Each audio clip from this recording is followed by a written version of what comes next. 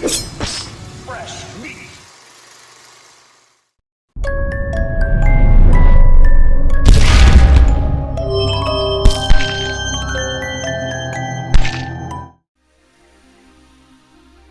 Welcome to JoBlo Horror Video's Best Foreign Horror, where we take a look at significant horror titles from all over the world. With streaming services like Shudder providing horror enthusiasts with easy access to foreign horror both new and old, as well as Parasite's unprecedented and lengthy awards tour bringing in a bigger audience, there's never been a better time to explore genre flicks from around the globe. But where to start? I can't think of a more accessible and influential place than Dario Argento's 1975 landmark Giallo film, Deep Red. Before we get into specifics of the film, we need to get into what a Giallo film is and where that subgenre lands with the rest of Italian horror. Giallo is Italian for yellow and comes from the yellow background of the inexpensive crime thriller paperbacks made available in the late 1920s.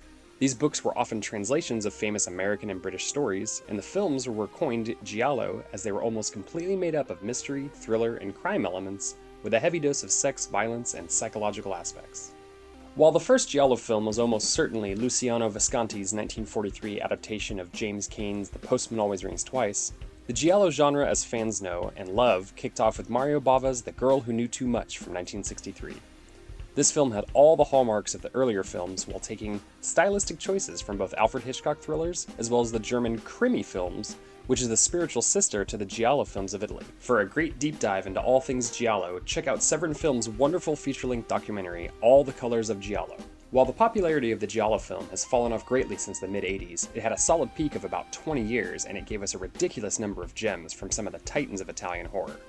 The genre itself is influential and important as spaghetti westerns, sword and sandal flicks, Italian supernatural horror, and the famed and reviled cannibal cycle of movies.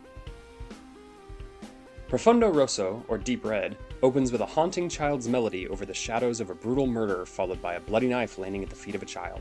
The credits give us a taste of the fantastic soundtrack by Goblin, more on them later, and the next scene takes place at a convention on parapsychology where medium Helga Ullman is showing off her powers. At first, she just shows off your standard psychic parlor tricks, finding a wallet or watch here, guessing a name there, but then her body has a violent episode, and she claims that someone in the audience is having horrendous and violent thoughts while a child's song was playing, the same song we heard during the pre-credits murder.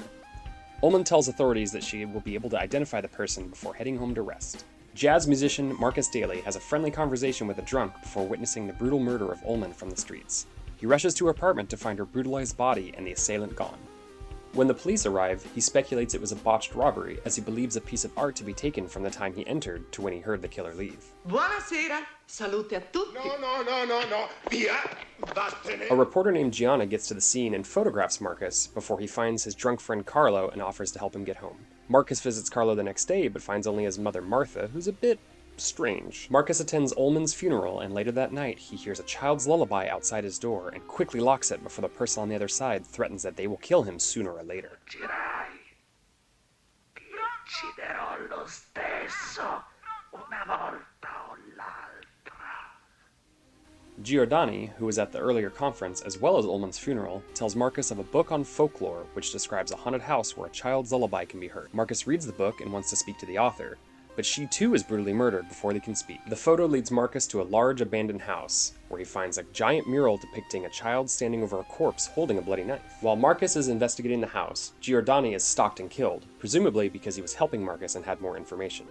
Marcus stumbles upon a body that is walled off in a room, but is knocked unconscious and wakes up outside the house, which is now burning down. Dimentica. È troppo tardi. Marcus was saved by Gianna, and the two are told by a caretaker that their daughter saw the same picture of a mural in a school archive. The pair head off to the school where they find the drawings and the kid who drew them.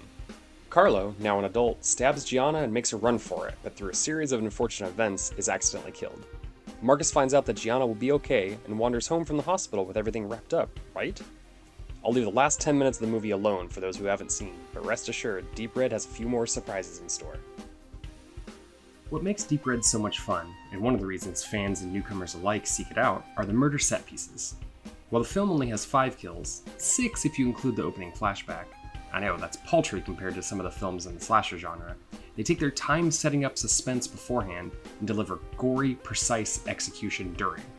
Argento changes his approach with each one from meat cleaver to drowning in boiling water to a particularly nasty decapitation via frenzied accident. Another aspect that lets Deep Red stand out is the use of Goblin, the Italian prog rock band, on the score. After creative differences forced the original composer to quit the project, Goblin stepped in and both created and recorded the score in only one day. From tense, heavy tracks while the killer stalks their prey, to the disturbing earwig of the child's lullaby that helps move the story along, score, and the collaboration of the director and the band, would change the landscape of Italian horror in terms of creation and use of music in film.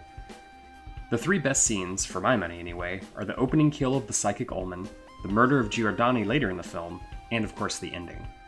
With Ullman, the movie showed that no character is safe, and in another film within the genre, the psychic character would often be the main character of the story.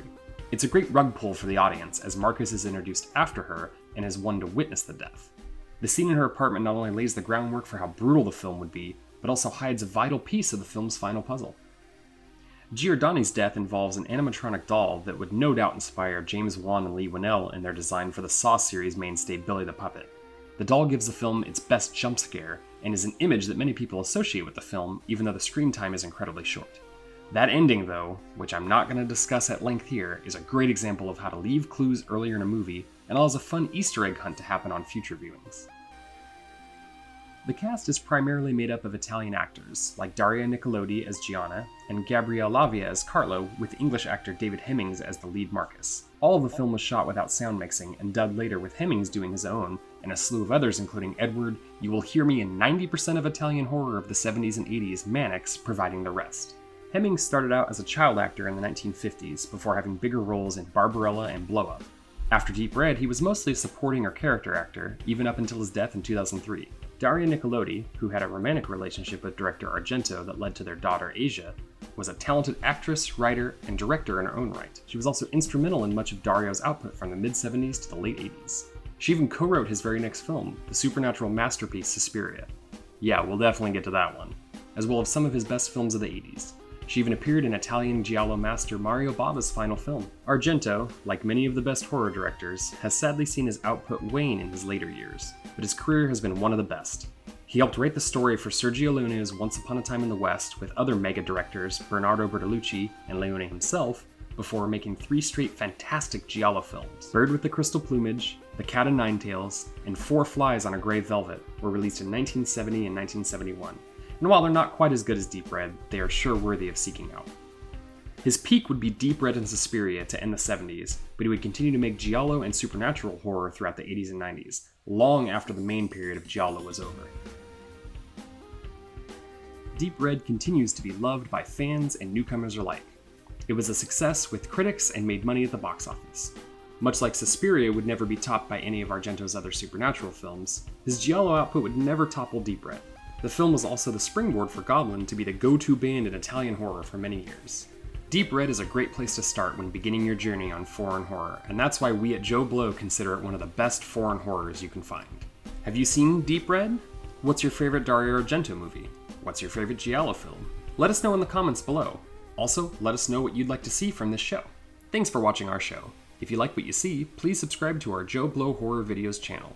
Tell your friends who like this sort of content, and turn on the bell to receive notifications for all our latest videos.